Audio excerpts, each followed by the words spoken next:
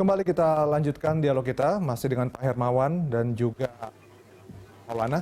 Ya, ini saya ke Pak Hermawan dulu. Pak Hermawan, Anda sudah banyak ya memberikan rekomendasi, masukan kepada pemerintah terkait hal ini. Mungkin juga bisa memberikan catatan kepada pengelola hotel, pengelola penginapan, atau kemudian restoran atau tempat wisata, apa yang mesti diperhatikan ini mengantisipasi libur akhir tahun ini. Ada dua pendekatan untuk pengendalian COVID, terutama di tempat tujuan pariwisata. Pertama, sifatnya provider base. Provider base inilah mulai dari hotel, restoran, dan fasilitas publik lainnya. Dan provider ini seperti yang disampaikan Pak Maulana, sudah lama kita berkomunikasi dan juga dikoordinasi dengan pemerintah, pastinya sudah memiliki protokol dan juga prosedur untuk mengantisipasi perilaku kerumunan sekaligus perilaku hidup bersih dan sehat dan higienitas. Tetapi ada pendekatan yang kedua, Bung Dodi, bahwa ada pendekatan community atau community base. Community base ini wilayah bukan wilayah para provider pemberi layanan tadi, tapi wilayah masyarakat yang melakukan upaya dari, oleh, dan untuk masyarakat. Biasanya melakukan program empowering ini adalah pemerintah. Maka itu kalau kita melihat data di Bali sebagai contoh ya, di Bali itu kan kurang lebih 15.000 kasus, hampir 1.000 kasusnya masih aktif. Dan di Bali kalau berdasarkan survei perilaku, banyak juga masyarakat tuh yang tidak peduli dan disiplin atau protokol kesehatan. Bahkan ada artis terkenal yang kampanyekan ini dianggapnya sebagai hoax dan konspirasi itu dari Bali. Nah, oleh karena itu, perilaku komunitas ini harus ditata. Kalau ada community-based inisiatif atau community-based first aid yang difasilitasi atau distimulan oleh pemerintah, ini menjadi bentuk pendekatan yang bottom up, kemudian dilengkapi dengan yang sifatnya top down dari aspek provider. Nah, provider sebenarnya kan teredukasi, tersistematis, seperti teman-teman perhimpunan hotel dan restoran ini kan sudah intens. Nah, tetapi juga pada sisi bisnis, bahwa akan ada upaya screening epidemiologi, pemeriksaan seperti testing, tracing, dan treatment, itu sesuatu yang wajib dilakukan, bagian dari active case finding namanya, bagian dari prosedur kesehatan masyarakat. Nah, upaya kesehatan masyarakatnya, pemerintah harus memperkuat pada aspek komunitas, mulai dari RT RW, kampung, dusun, desa, dan lurah di Bali itu harus dikuatkan bila siap menerima tamu dari level mancanegara maupun tamu lokal domestik nasional. Tetapi di sisi lain, provider layanan jasa, hotel kah, restoran kah, transportasi kah, udah otomatis tidak bisa lagi ditawar-menawar. Protokol kesehatan 3M plus tata kelola manajemen kesehatan lingkungan itu menjadi sesuatu yang harus direkayasa untuk pengendalian COVID. Nah, bertemu dua ini mestinya Bali bisa menjadi success story to fight, to prevent COVID-19 in Indonesia untuk dilihat di dunia. Kira-kira begitulah, Bung Dodi. Iya, 3M tadi ini menarik kalau saya langsung tanyakan ke Pak Maulana, begitu mungkin ini agak teknis ya. Tadi kan salah satu keinginan, salah satu rekomendasi dari Pak Hermawan adalah keramaian boleh tapi kemudian bukan kerumunan begitu. Apakah kemudian ada persiapan infrastruktur khusus sehingga masyarakat yang berkumpul di suatu tempat di hotel misalnya itu bisa menjaga jarak? Dan kemudian juga saya juga penasaran, kalau biasanya namanya tahun baru, Natal dan tahun baru itu kan identik dengan pesta. Tapi kemudian tadi pemerintah sudah bilang bahwa tidak boleh ada pesta untuk perayaan Natal dan kemudian Tahun Baru. Apakah kemudian ada pengurangan event atau bagaimana untuk menjaga kerumunan ini tidak terjadi?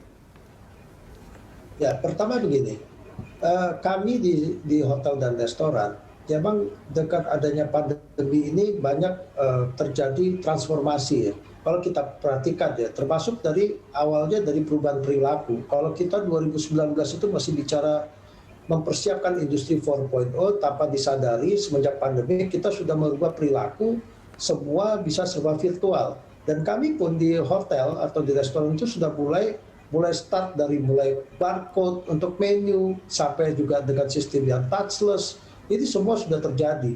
Jadi memang ada transformasi ke era digital ini juga arahnya termasuk kepada masalah social distancing. Memang kita tahu ya, transformasi digital ini tentu akan berdampak kepada tenaga kerja, terhadap SDM. Namun itulah yang fakta yang terpaksa harus kita lakukan saat ini dengan era transformasi digital. Nah, kemudian yang berikutnya tadi terkait dengan masalah testing dan trace ini yang kita persiapkan misalnya di hotel, itu sebenarnya ya kalau di kami persiapan untuk terhadap untuk mengantisipasi semua di dalam kegiatan hotel itu mulai dari penyajian makanan dan semua termasuk membersihkan kamar, terus masuk pergantian antara satu tamu ke tamu yang lain terhadap kamar, itu sudah semuanya itu kita publikasikan, Mas. Jadi tidak ada yang kita bisa tutupin karena itulah bagian dari satu strategi marketing di kami untuk meyakinkan konsumen. Jadi nggak bisa kami hanya sekedar dulu memperlihatkan fasilitas saja, tapi sekarang yang kita perlihatkan itu bagaimana tata cara kami mengelola atau mengantisipasi penerapan protokol kesehatan dan cara kami membersihkan itu dulu nomor satu, baru kemudian ke fasilitas.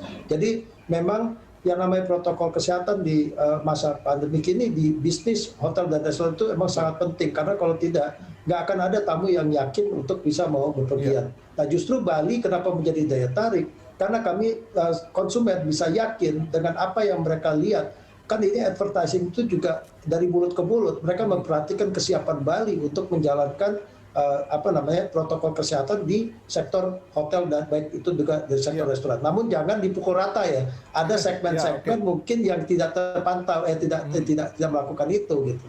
Ya, jadi persiapannya sudah luar biasa sebetulnya dari segi fasilitas dan sebagainya. Protokol itu tidak main-main dipersiapkan oleh para pengelola hotel. Mungkin terakhir singkat saja ke Pak Hermawan. Tadi Anda sudah memberikan rekomendasi kepada pemerintah, kepada kemudian juga pengelola hotel dan sebagainya. Ini kepada masyarakat ya. Kepada masyarakat yang tidak ada masalah, saya bayar duit untuk tes PCR dan sebagainya, uang bukan masalah, begitu mereka tetap ingin